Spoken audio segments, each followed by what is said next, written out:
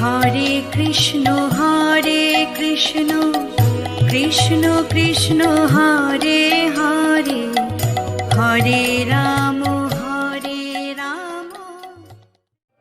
অভিসার এমন একটি লীলা, আমি আগেই বলছিলাম যে সকল লীলার সার কেমন করে হবে যদি আমরা সার বস্তু উৎপন্ন করতে পারি। যেমন করে সমুদ্র মন্থন করে এই সমুদ্র থেকে যে অমূল্য সম্পদটুকু পাওয়া যায়। ভক্তমণ্ডলীগণ, সাধুগুরু বৈষ্ণবগণ, অভিসারের 4টি আবিধানিক অর্থ আছে। অভিসার ওয়ে অকর্ণ মণ্ডলশ্চৈব বিয়ে বিষম প্রেমুদ্ধ জন্তে শয়ে সকরং সাগরং সদৃশ্যং রয়ে রকারং রমণং ভবে। তার অর্থ হলো, যেমন করে সমুদ্র মন্থন করে সমুদ্র থেকে যে অমূল্য সম্পদটুকু পাওয়া যায়, তেমনি অখণ্ড কৃষ্ণ নাম গাইতে গাইতে এই অখণ্ড কৃষ্ণ নাম হতে যে প্রেমটুকু পাওয়া যায়, যে রসটুকু পাওয়া যায়, তার নামে হলো অভিসার। ভক্তমণ্ডলীগণ, আমরা জানি মায়েরা, দুধ যে গাভীর দুধ থেকে প্রথম আমরা গাভীর দুধ থেকে এই দুধকে মন্থন করে আমরা কি পাই? দুধকে মন্থন করে আমরা কি পাই? যেমন করে মাখন পাই, সর পাই, আবার সরকে মন্থন করে এবার কি পাই? ঘি পাই। কিন্তু এক দুধ হতে কিন্তু এতগুলো বস্তু আমরা পাই জগতের মাঝে। তেমনি আমার রাধারানী এই যে কথাগুলো যদি আমরা আস্বাদন করতে পারি, অভিসারের পদগুলো যদি আমরা আস্বাদন করতে পারি, তাহলে দুধ থেকে যেমন করে বিভিন্ন বস্তু উৎপন্ন হয়, অমূল্য সম্পদ যেমন করে উৎপন্ন হয়, তেমনি অভিসারের পদ থেকে অটোমেটিকলি আপনারা রসটুকু পেয়ে যাবেন। তাই বলে হরি বল, জয় হরি বল। আবার অভিসার অর্থ হলো গমন করা। গমন করা মানে কি? এক স্থান থেকে অন্য স্থানে যাওয়া।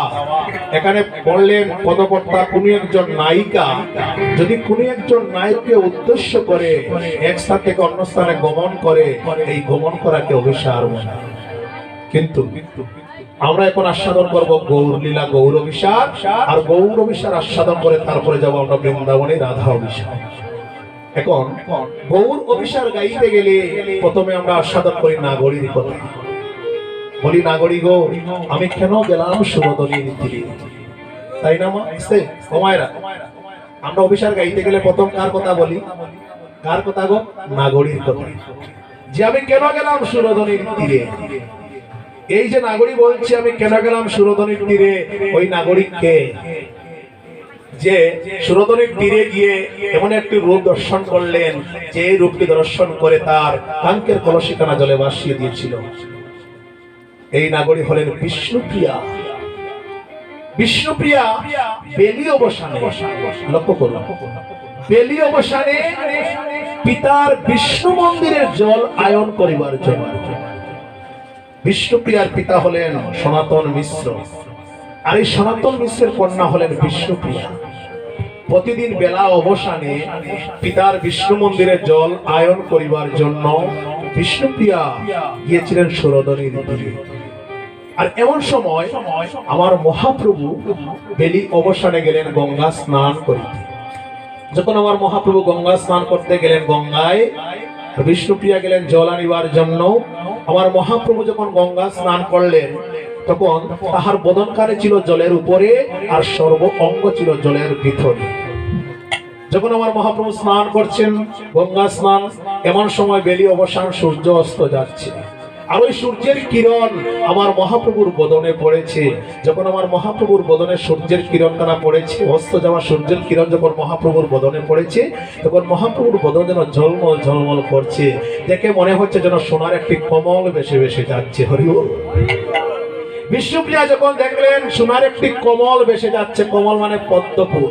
আমায়রা, আপনারা জল ভরতে গেলে যদি দেখেন সোনার একটা কমল যায়, সোনার কমল, তাহলে দরবার সবার মন চাইবে না? সবার তো দরবার মন চাইবে। বিষ্ণুপ্রিয়া যখন দেখলেন সোনার কমল ভেসে ভেসে যাচ্ছে, তখন তার এই কলসির দিকে আর নজর নেই। তখন বিষ্ণুপ্রিয়া নজর চলে গেল সোনার কমলের দিকে। এই সোনার কমলটি ধরিবার জন্য তিনি প্রথমে নামলেন হাঁটু জলে। যখন হাঁটু জলে নামলেন, সোনার কমলটা একটু দূরে চলে গেল, তার ধরা হলো না। যখন সোনার কমল একটু দূরে চলে গেল, এবার বিষ্ণুপ্রিয়া নামলেন কমর জলে। যখন কমর জলে নামলেন, সোনার কমলটি আর একটু দূরে চলে গেল, তখনও তার ধরা হলো না। যখন কমর জলে নেমে ধরা হলো না, সোনার কমলটি দূরে চলে গেল, তখন বিষ্ণুপ্রিয়া কি বলেন, কাঙ্কের কলসিখানা জলে ভাসিয়ে দিয়ে এবার সেই সোনার কমলের উপর করে ছাপ মারলেন। যখন সোনার কমলের উপরে ঝাঁপ মারলেন, ধরতে গিয়ে দেখলেন সোনার কমল নয়, এবার ধরতে গিয়ে দেখলেন সে যে হয়েছে সোনার মানুষ। এই সোনার মানুষটাকে দর্শন করে তার কাঙ্কের কলসিখানা জলে ভাসিয়ে দিয়ে এবার কেঁদে কেঁদে ঘরে ফিরে, ঘর মানে পিতার বিষ্ণু মন্দিরের পাশে বসে কাঁদছে। যখন পিতার বিষ্ণু মন্দিরের পাশে বসে কাঁদছে, তখন বিষ্ণুপ্রিয়ার একজন অন্তরঙ্গ সখী ছিল, যার নাম ছিল কাঞ্চনা।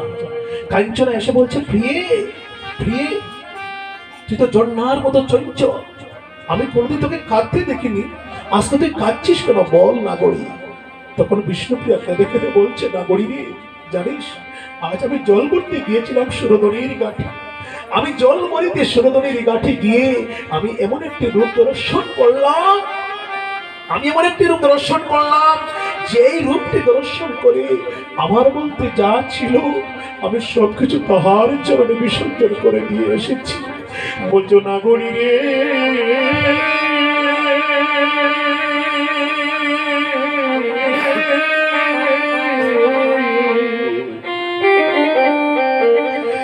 আমি কেন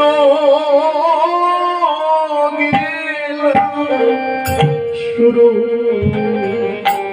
বাবা সুরধনীর তীরে, নাগরী রে,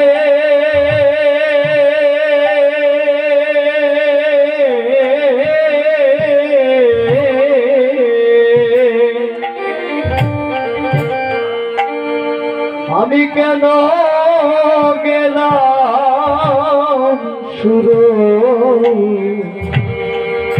সুরধনীর তীরে,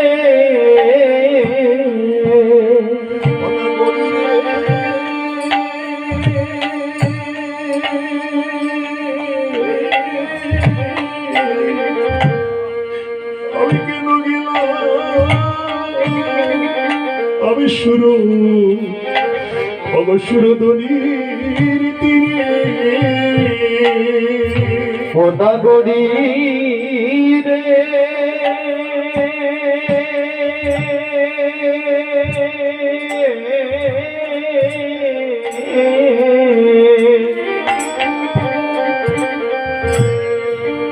আমি কেন গেলাম সুরধনীর তীরে। ওগো নাগরী, আমি আগে তো এমন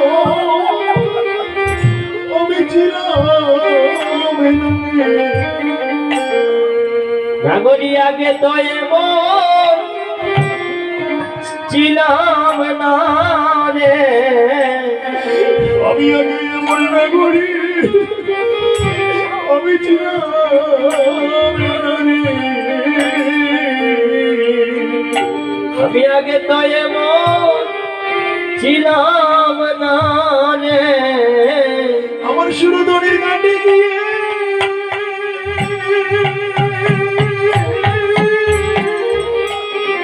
আমার কি হলো রে নাগরী, আমি এমন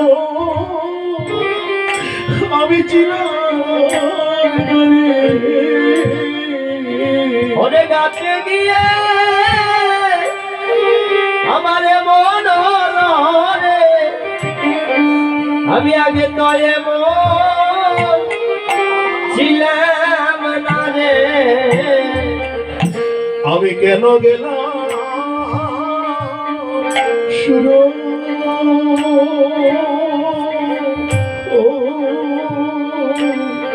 সুরধনীর তীরে। ও নাগরি রে আমি কেন গেলাম সুর ও ধনির তীরে। নাগরী বলছে, আচ্ছা বল তুই কাঁদছিস কেন, তোর কি হয়েছে গো নাগরী বল? তুই যখন জল ভরতে গেলি তোর কলসি কোথায়?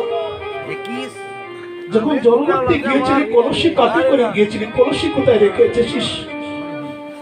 নাগরী বলছে, শোন না গো, তুই বলছিস আমার কলসি কোথায়, তাই তো?